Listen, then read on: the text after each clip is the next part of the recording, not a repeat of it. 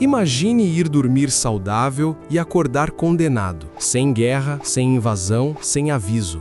A febre chegava de repente, o corpo queimava, nódulos dolorosos surgiam no pescoço e nas axilas. Em poucos dias, a pessoa simplesmente desaparecia da equação. Agora imagine isso acontecendo com a sua rua inteira, depois com a sua cidade, depois com metade do continente. Entre 1347 e 1351, algo transformou a Europa em um enorme experimento de sobrevivência. Cerca de um terço da população sumiu, alguns lugares perderam mais da metade. E o mais assustador, ninguém fazia ideia do que estava enfrentando. Seria o fim do mundo ou o começo de outro?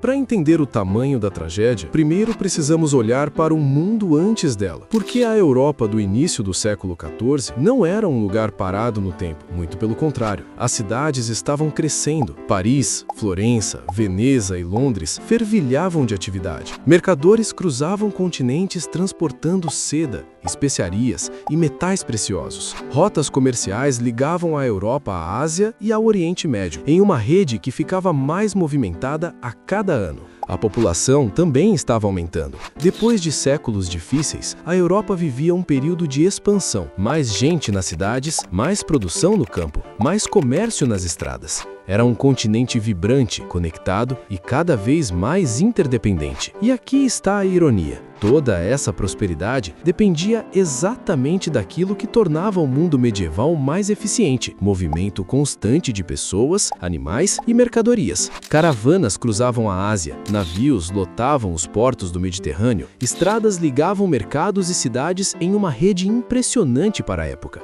Mas redes funcionam nos dois sentidos. Elas transportam riqueza e, às vezes, transportam algo muito pior. Porque enquanto a Europa prosperava, algo invisível já estava viajando pelas mesmas rotas comerciais, e ninguém fazia a menor ideia. Se você perguntasse para alguém na Europa medieval de onde vinha aquela doença, a resposta provavelmente envolveria castigo divino, ar contaminado ou algum alinhamento estranho dos planetas. A verdade era bem menos mística e muito mais perigosa. Hoje sabemos que tudo começou com uma bactéria chamada Yersinia pestis, pequena, invisível e extremamente eficiente em fazer estragos. Séculos depois, cientistas encontraram pistas disso em dentes humanos antigos, DNA preservado que aponta para um detalhe crucial: a peste já circulava antes mesmo de chegar à Europa. Os registros levam até a Ásia Central, por volta de 1338, próximo a uma região chamada Issyk-Kul, no atual Quirguistão. Agora pensa comigo, não existiam aviões, nem trens, nem caminhões, mas existia algo igualmente poderoso: rotas comerciais. Caravanas cruzavam continentes lentamente, levando tecidos, especiarias e, sem saber, transportando a bactéria junto com elas. Pulgas em ratos, ratos em cargas, cargas em movimento constante. Era um sistema perfeito para espalhar um desastre em escala continental. E enquanto isso acontecia, ninguém percebia, porque o inimigo não fazia barulho, ele só viajava.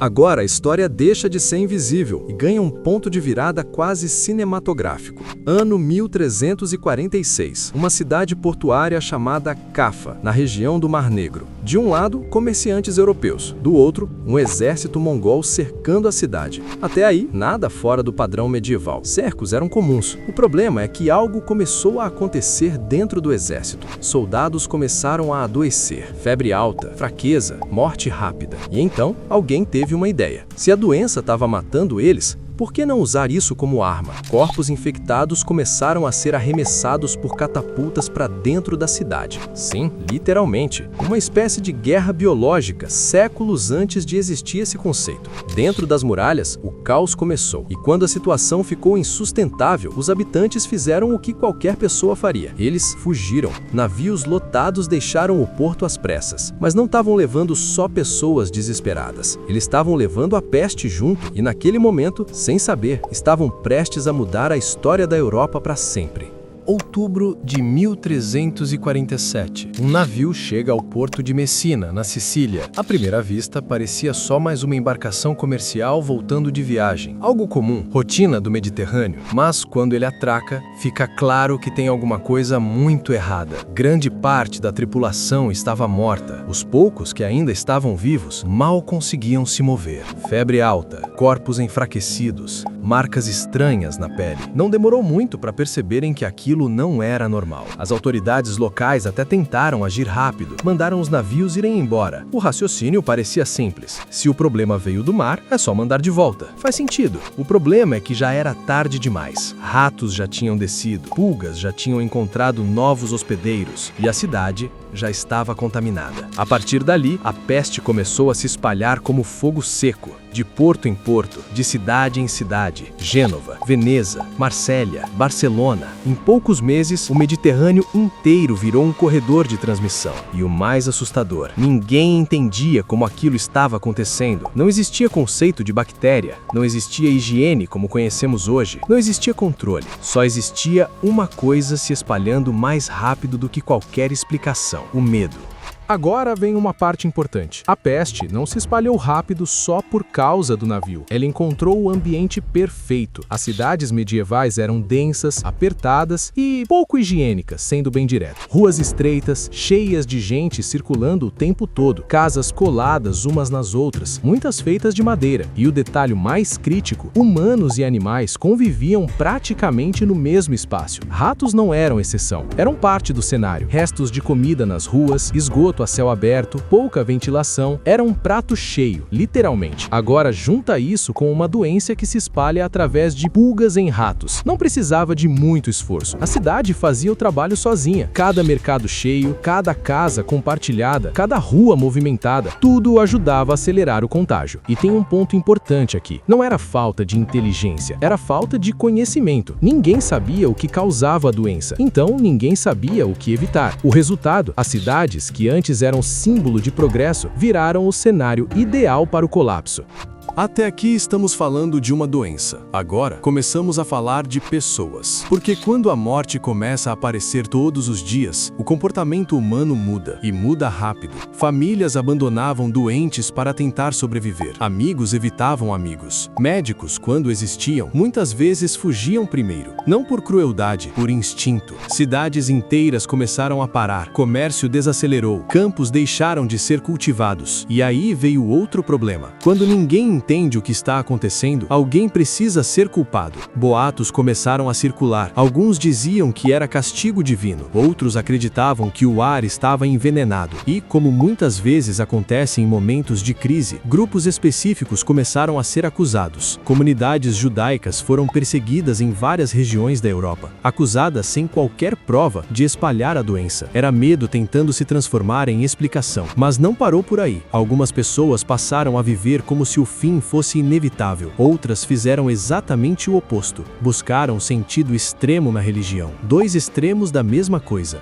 desespero. E no meio disso tudo, um detalhe simbólico resume bem o momento. Era como uma bússola quebrada. Ninguém sabia para onde ir. Ninguém sabia em quem confiar. E pela primeira vez em muito tempo, a sensação era de que o mundo realmente podia acabar.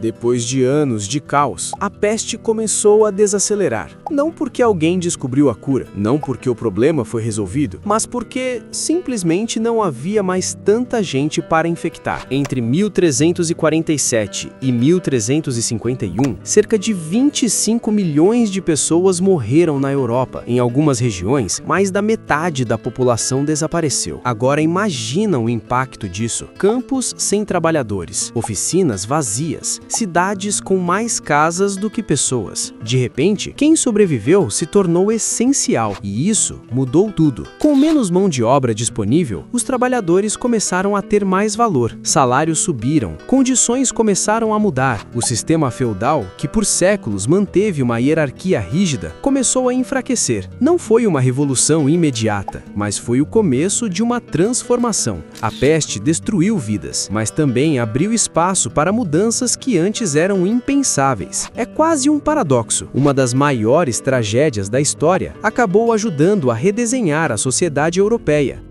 A peste não terminou quando as mortes diminuíram, ela continuou na cabeça das pessoas. Porque sobreviver a algo assim muda a forma como você vê o mundo e principalmente como você vê a morte. Antes, a morte era distante para muitos, algo que acontecia, mas não todos os dias, não em massa, não tão perto. Depois da peste, ela virou presença constante. E isso começou a aparecer na arte. Um dos símbolos mais marcantes desse período ficou conhecido como Dança da Morte. Pinturas e ilustrações mostravam esqueletos caminhando lado a lado com reis, nobres, camponeses, sem distinção, sem privilégio, sem negociação. A mensagem era simples e um pouco desconfortável. Não importa quem você é, o final é o mesmo. A morte virou um lembrete visual constante, não só de medo, mas de igualdade. E talvez, pela primeira vez em muito tempo, as pessoas começaram a questionar mais profundamente o mundo ao redor, a autoridade, a religião, o próprio sentido da vida. Porque quando tudo pode acabar de repente, você começa a olhar para tudo de forma diferente. Agora deixa eu te fazer uma pergunta. Algumas coisas dessa história parecem familiares? Cidades vazias, medo constante, informações desencontradas, gente tentando entender o que está acontecendo em tempo real e, claro, teorias surgindo mais rápido do que respostas. A peste negra aconteceu há quase 700 anos, mas o comportamento humano diante do desconhecido não mudou tanto assim. Quando não existe explicação clara, a gente preenche o vazio com o que tem: medo, suposição e, às vezes, culpa. A diferença é que hoje temos ciência, tecnologia, informação em tempo real, mas ainda assim, a sensação de incerteza continua sendo a mesma. E talvez esse seja o ponto mais importante de toda essa história. Não é só sobre o que aconteceu lá atrás, é sobre como a gente reage quando não tem controle. Porque no fim das contas, a história não se repete exatamente, mas ela rima.